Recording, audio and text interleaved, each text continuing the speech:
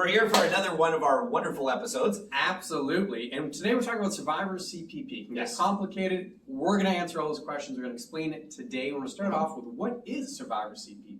Yeah, I mean, basically the Survivor CPP, if you pass away, your deceased spouse does get a portion of what you are going to have for CPP. That's Survivor CPP. Quite simply. Exactly. So the CPP of the deceased. Now, if you are already collecting CPP, we're going to use that number to base it on what you're going to get. And if you're not collecting, we're going to be using, if you were 65 as of when you're dying, that's what we're going to make our calculations on. Now, that's sort of the basic simplified version of it. There's a lot more complication to it, but it's sort of the basis is what we're dealing with today. Yeah, so we're answering the question, what is CPP or Survivor CPP? Yes, exactly. And then you got right into the second question, the one people really want to know is how much do you get? And how do they answer how much do you get? They answer with two pieces of a formula. The first piece, we've got to determine, well, how much CPP did the deceased person have? That's right. And they use the methods you just talked about, which is if you're already collecting, say, all right, we'll use that number in the formula. That works. If you're not, let's say you pass away at 52, they'll say, what if you would have been 65?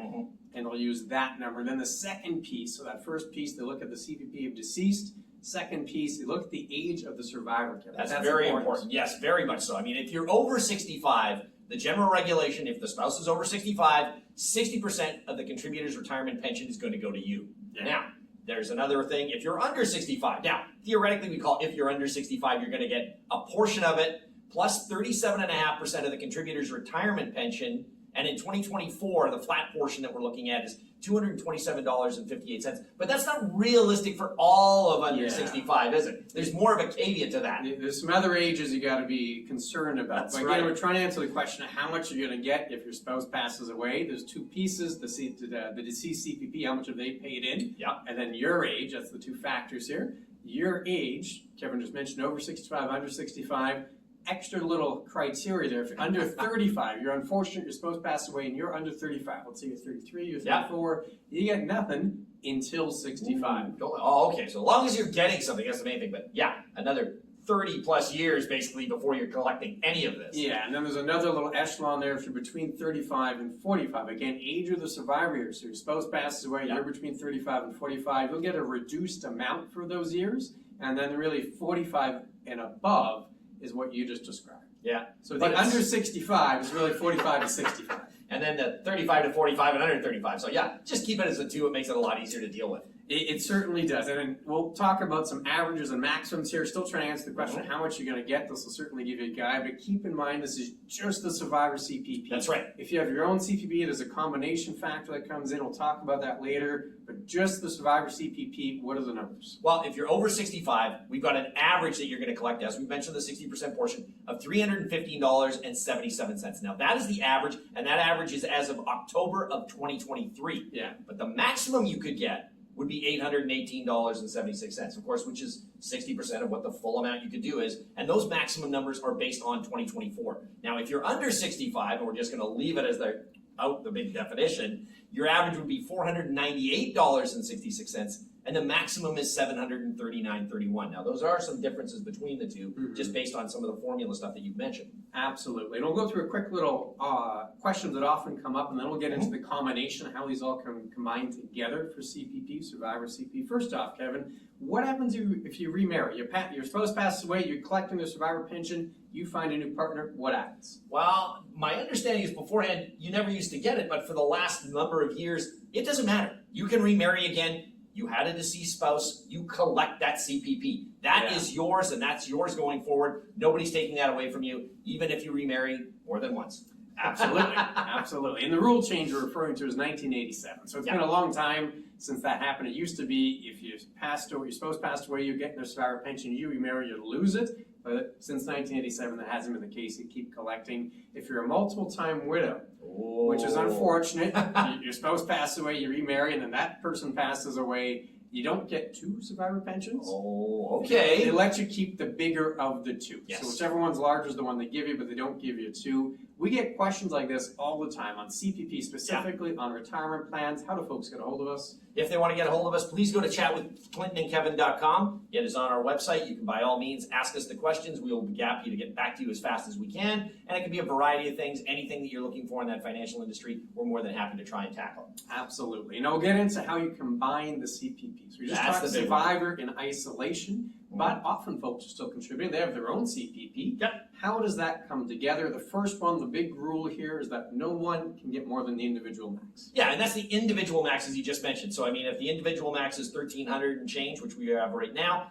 if you were collecting almost the full amount, your spouse was almost collecting the full amount, you can't combine those two and get more than what one individual would have. That's a big factor to know. Is that so? That's the biggest one that you need to know is that you cannot collect more than one person's individual amount, and that is huge because again, you may have a little bit loss or you may get a little bit gain depending on where it is going forward. Yeah, and that number, I wrote it down here, it's very specific, it changes every year, but 2024, $1,375.41. So if you and your spouse both have strong CPPs, let's say mine is 1,000, my wife's is 1,000, if she passes away, well, I'd get 65%, assuming I'm over 65 That's here. right. So that'd be $600. Well, I can't collect $1,600. Oh, you can't. I would get $1,375.41. So I wouldn't get the full value there of the Survivor CPP. And this leads us to a common misconception. Yes. Sometimes folks think, you know what?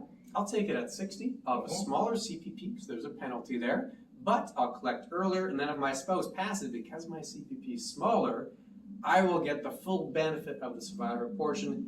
That's not always the case. No, what they use basically is the age of 65, and that's what they're going to base it on. So, I mean, even if you're collecting early, you're collecting smaller, doesn't mean you're going to get a larger portion down the road. There is a formula for how they work all this out, but you will notice that that's not always the case. And that's not always the same thing as if you go to 70, is it? Now, if we want to do that, that's a larger portion to get, but what happens in those cases? Exactly. So the formula, we're not going to get into it, it's quite complicated, and the CPP doesn't give you all the details either, but essentially there's two calculations they do. They take the lesser of the two, then they make an adjustment, but in one of those calculations, they don't look at the amount you received. That's right. They look at what you would have gotten if you took it at 65. So if you take it at 60, get the smaller portion, your spouse passes, they're not going to look at your smaller portion. They're going to say, what would you have gotten at 65? And then use that number, which means you'd get a little less of the actual survivor, but then the opposite is also true. What if you waited till 70 and got a larger CPP? Well, they'll look at your 65 number, which would be a little smaller, and you could actually get a larger survivor plus the benefit of the larger pension. So those are all the nuances of how it works out. And then we got to quickly talk about the enhanced CPP. We got lots of videos on this. We'll link to them so you can click on that video. Started in 2019.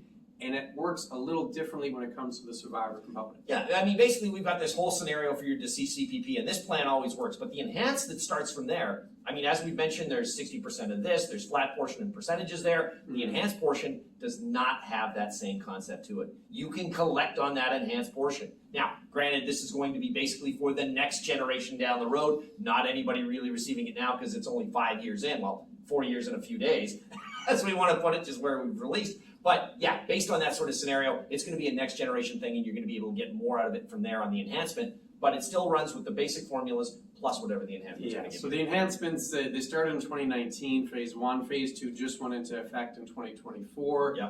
So if people are contributing extra to CPP as a part of those enhancements, that extra little bit, no maximums. No. So you'll get the full survivor component from that extra bit, the base CPP. Well, all the maxims and restrictions we talked about would apply to that level. So again, it doesn't really apply to folks today. No. You need to contribute a lot after 2019, pardon me, for it to actually have a big impact. Exactly. We've got lots of videos on CPP, specifically one on misconceptions of CPP. That's floating on the screen somewhere, so click on that, and we'll see you again very soon.